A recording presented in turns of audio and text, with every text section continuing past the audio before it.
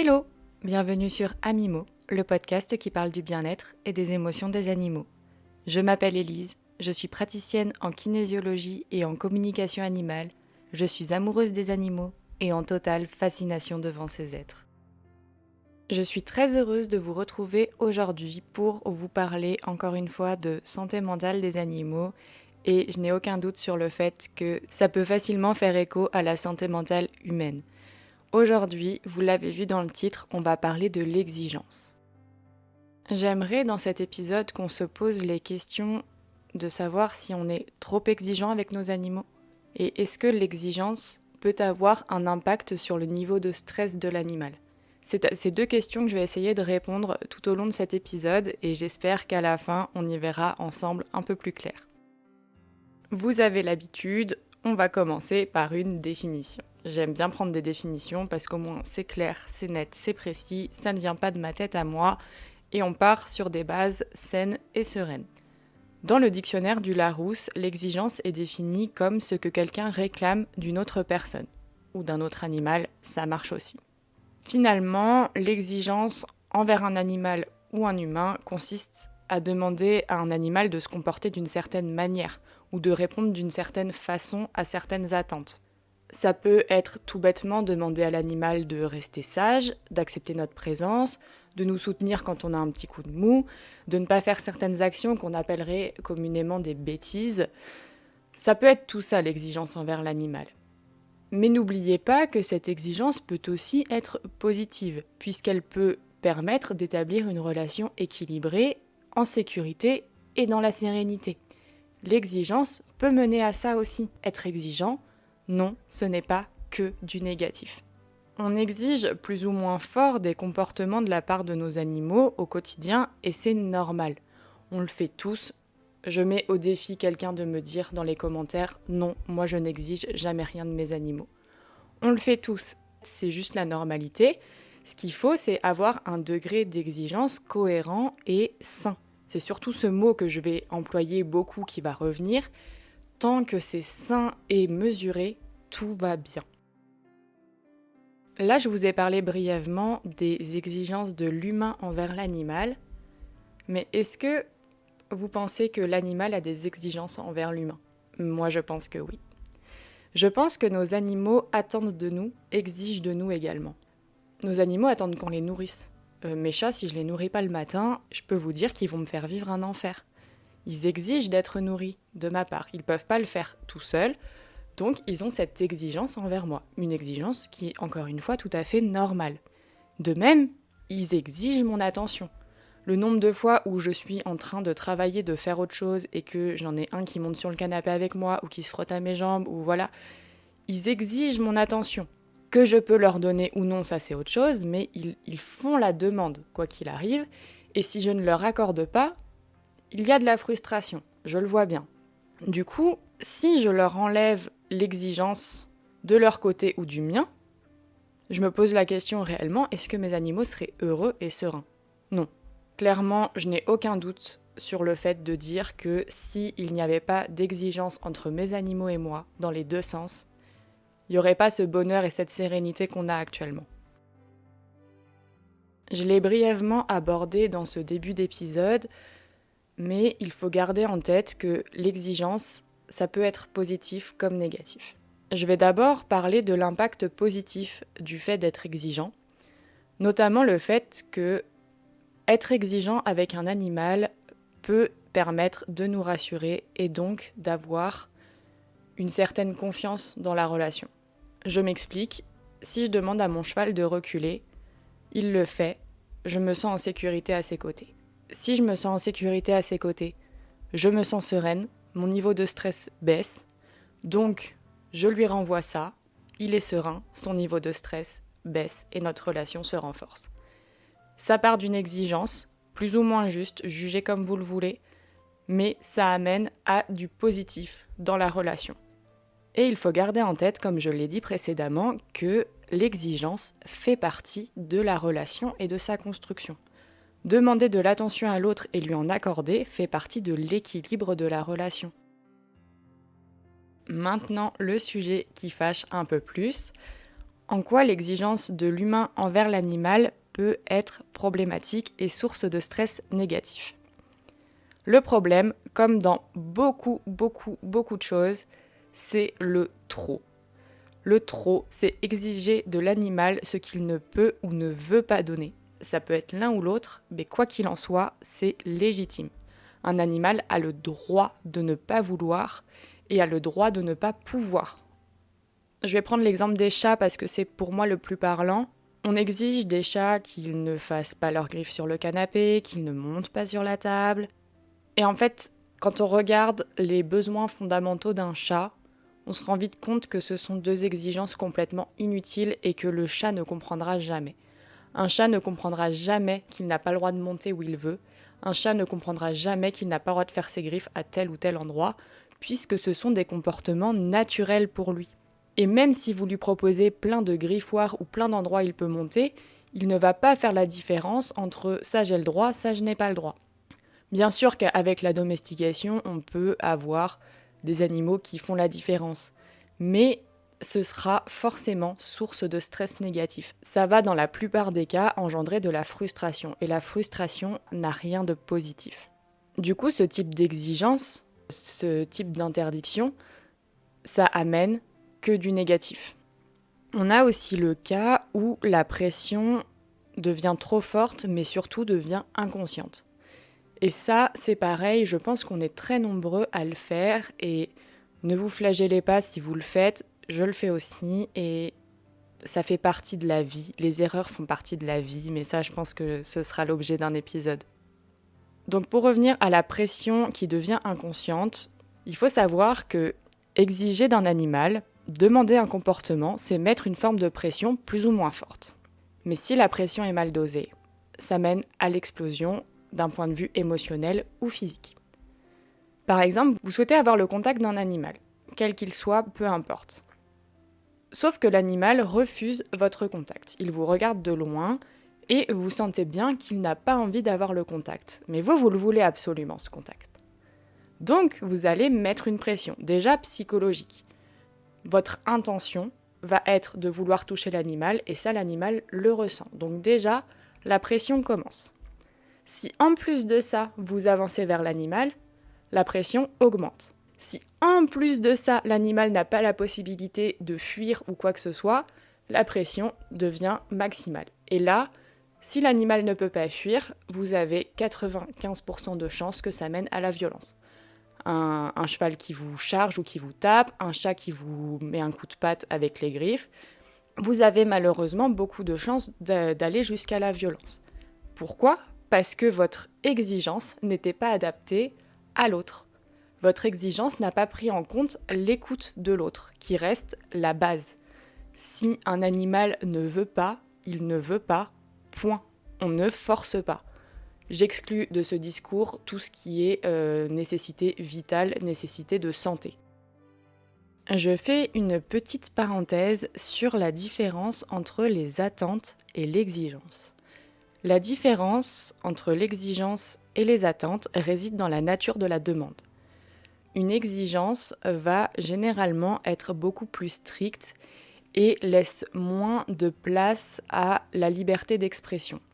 Dans le sens où vous exigez, vous avez votre idée et vous n'en démordrez pas, vous allez là, quoi qu'il se passe autour en fait. Alors que les attentes, ça va être plus subtil, plus léger. Vous attendez de pouvoir toucher l'animal, pour revenir à l'exemple précédent. En fait, l'attente va mettre moins de pression. Par rapport à ce que je disais précédemment, exiger, c'est vraiment déjà, dans votre tête, vous ne laissez pas trop la place au fait que ça ne passe pas. Alors que si vous êtes dans l'attente, vous allez être plus disposé à ce que ça vienne à vous. En résumé, les attentes, ça va être quelque chose de beaucoup plus flexible que l'exigence et ça va être vraiment un degré en dessous, même plusieurs degrés en dessous, en termes de rigidité de la demande. C'est ça que je voulais vous dire. On va en venir au cœur du sujet. Quel est l'impact émotionnel de l'exigence sur l'animal ? Comme je l'ai déjà dit, si votre niveau d'exigence est juste et adapté à l'animal avec lequel vous interagissez, tout va bien. Il n'y a pas de problème. Si vous restez à l'écoute de l'animal, de chaque micro-signe de stress, ça peut être juste un chat qui se lèche les babines. Alors c'est pas les babines, mais Moon, elle fait ça, ma minette, elle sort sa langue en fait, et ça c'est généralement un signe de stress pour elle. J'ai remarqué ça à force de l'observer justement. Donc si jamais par exemple je vois ça de sa part, tout de suite je stoppe toute pression, tout contact, toute exigence, rien. Je me détache complètement d'elle pour ne pas que la pression monte d'un cran, jusqu'à ce que j'arrive au point de non-retour où finalement je mets notre relation en péril. Donc si vous observez tous ces petits signaux, votre exigence ne devrait pas avoir d'impact négatif sur l'animal. On va être plus dans une attente qu'une exigence. En fait, il faut retenir que c'est ok d'être exigeant, mais qu'il ne faut pas être exigeant uniquement sur un instant T. Une exigence, c'est sur du long terme. C'est-à-dire que vous voulez toucher cet animal, mais ok, ne vous mettez pas comme exigence de le toucher là tout de suite maintenant. Mettez plein de petites actions en place qui vont vous permettre, au fur et à mesure des heures, des jours, des semaines, des mois, de pouvoir avoir un contact avec cet animal. Et c'est pas mal dans ce cas-là d'être exigeant, puisque vous allez respecter le rythme de l'individu que vous avez en face de vous. Et c'est ça l'essentiel, c'est respecter tous les signaux de stress et aussi tous les signaux d'avancée positive. Il faut vraiment rester à l'écoute. Et si vous restez à l'écoute tout en gardant en tête vos exigences et en vous adaptant, vous aurez tout gagné puisque vous n'aurez qu'un impact positif sur l'animal et sur vous-même. Par exemple, en termes d'exigence, on peut voir les règles du quotidien qu'on met en place avec nos animaux. Je pense ne pas être la seule à faire ça, j'espère, sinon mon exemple va vous paraître complètement idiot. Chez moi, mes animaux, enfin mes chats en l'occurrence, n'ont qu'une seule règle, ils n'ont pas le droit de manger les poissons. C'est la seule règle. Ils peuvent aller où ils veulent, monter où ils veulent. Les griffes, j'ai fait partie de ces gens qui disaient non, pas le canapé. Maintenant, je le dis presque en rigolant en fait. J'interromps Moon quand elle le fait, mais sans aucune intention qu'elle arrête parce que je sais très bien que de toute façon, elle fait ça depuis 2 ans et que ça ne changera pas. Et c'est comme ça et je l'ai accepté, j'ai lâché prise là-dessus. Et le fait qu'ils soient libres de vivre comme ils le veulent, qu'il n'ait pas d'exigence en fait, ils vivent leur vie comme bon leur semble. Moi, je me suis enlevé du stress puisque mon niveau d'exigence a baissé. Et par effet boule de neige, mes animaux sont hyper sereins dans leur quotidien. Il n'y a aucune frustration puisqu'ils sont libres d'être qui ils veulent et de faire ce qu'ils veulent. Par contre, si vous exigez trop tout le temps, il y a fort à parier que votre animal s'imprime de stress. Ça ne veut pas dire qu'il exprime le stress, ça veut juste dire qu'il y a du stress qui petit à petit s'imprime en lui et risque d'exploser à un moment ou à un autre. Ça, j'en ai déjà parlé quand je vous présentais la kinésiologie, c'est le plus grand danger du stress, c'est de ne pas le prendre à temps et de le remarquer une fois que ça explose complètement. Des exemples. Si vous exigez blanc un jour et noir le lendemain, vous allez générer du stress pour votre animal. Être exigeant, c'est être exigeant jusqu'au bout. Une règle imposée doit rester la même chaque jour. Si un jour vous autorisez à votre animal de monter sur la table et que le lendemain vous lui dites non, vous créez de la frustration, de l'incompréhension et donc du stress. Si vous choisissez d'être exigeant, d'accord, mais soyez-le vraiment.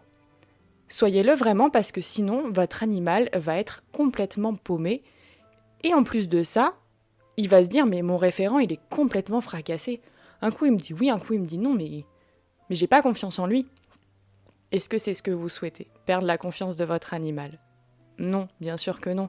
On souhaite tous avoir une relation harmonieuse et équilibrée avec nos animaux. Être dans la sérénité et la confiance, c'est normal.